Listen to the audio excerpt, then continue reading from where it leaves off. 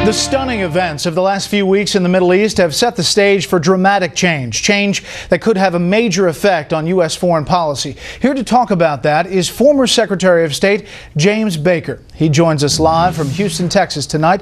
Good evening, Mr. Secretary. Good evening, Brett. How are you? I'm well. Thank you for joining us. You know Hosni Mubarak personally. You met him when he was vice president of Egypt decades ago.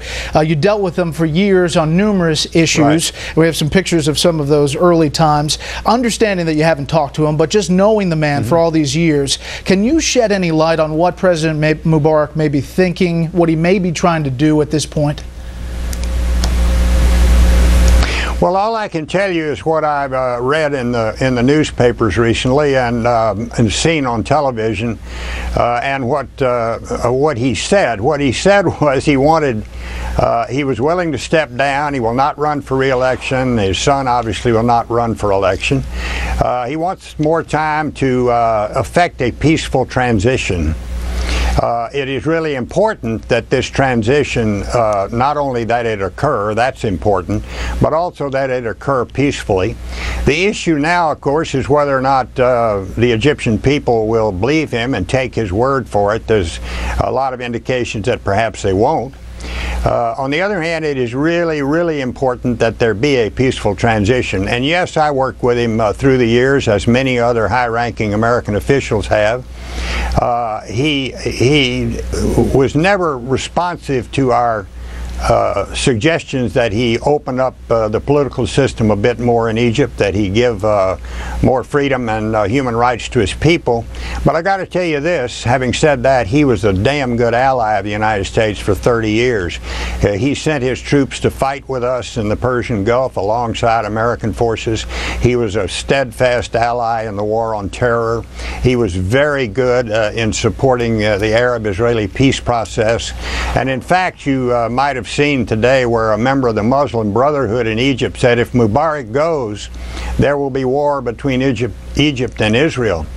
If anybody has a huge stake in what happens next, of course it's our strong ally Israel, because they do not need an Egypt on their border that is governed by a radical Islamic fundamental philosophy. And that's, of course, we don't know yet, nobody knows yet what we might get. Yeah. How do you think the Obama administration has handled this crisis? I think they've done pretty good after some faltering steps to begin with, and I say that for this reason, Brett. This is a perfect example of why sometimes it's difficult to do foreign policy. We have two interests here, and they're to some extent they're in tension with each other. We have our national interest, where we have a strong ally. One thing we don't want to do is yank the carpet out from under him too precipitously, the way we did the Shah of Iran in '79. Our other allies in the region will see that. They'll say, hell, the United States is not a responsible partner. They're not a trustworthy partner. On the other hand, we have our paradigm of commitment to human rights and democracy, and we want to see those things given a chance. We want to see the people in the Middle East and all the countries in the Middle East have a chance at democracy and free markets. I'm sorry, democracy and human rights, because we think that's the right paradigm. Mr. Secretary, and these two things are in conflict right now and in tension. As you look at the map of the Middle East and you take a look at all of these countries there and the possible contagion of these protests perhaps in some of these countries, you have Egypt obviously, Jordan, right. Yemen, the president there announcing that he's not going to run for re-election, won't pass on power to his son. You have Lebanon, Algeria, Tunisia, we saw what happened, Syria, Saudi Arabia, and Libya. As you look at that map, do you see this thing spreading, going to other countries? I think it has the potential to do just that, Brett.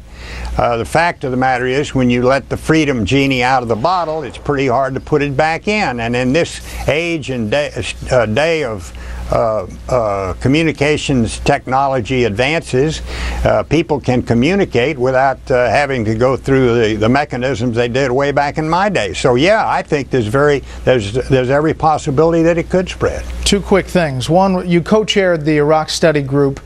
In that report, you said, among other things, your group said that you needed to engage directly with Iran and Syria. And Syria, really, you thought that Middle East peace really goes through Damascus. Do you think this development in Egypt changes that whole dynamic now? No, I don't think it changes that dynamic. It changes the general dynamic significantly. I'm not sure we said that peace in the Middle East goes through Damascus. I think what we said in that report was that that Israel needs to make peace with all of her Arab neighbors, and they need to make peace with Israel, and that the Syrian portion of that is perhaps easier to accomplish than the Palestinian portion. I think that's what we said, and we suggested that every effort should be made, but that we should hold Syria to a lot of things that so far she's been unwilling to do. And last thing quickly, you had a telephone call with the new Chief of Staff of the White House, Bill Daley. What'd you tell him? Well, I should keep that confidential, except to tell you that it wasn't a telephone call. I visited with him in his office there. I'd occupied that office for 4 years, and he wanted to pick my brain a little, I think, and I was happy to go in there and talk to him a little. Tough job. It is the toughest job in Washington. I'll tell you one thing I told him. I said, you now have, I said, condolences, pal. You have the worst job in Washington, because your job is to catch all the javelins that are intended for the old man. If they can't get the president, they want to get the chief of staff. So you walk around with a bullseye painted on your front and on your back. Mr. Secretary, thank you so much for the time today. Sure thing, Brett. Thanks for having me. With Egypt's leadership crumbling, where is the next domino going to fall?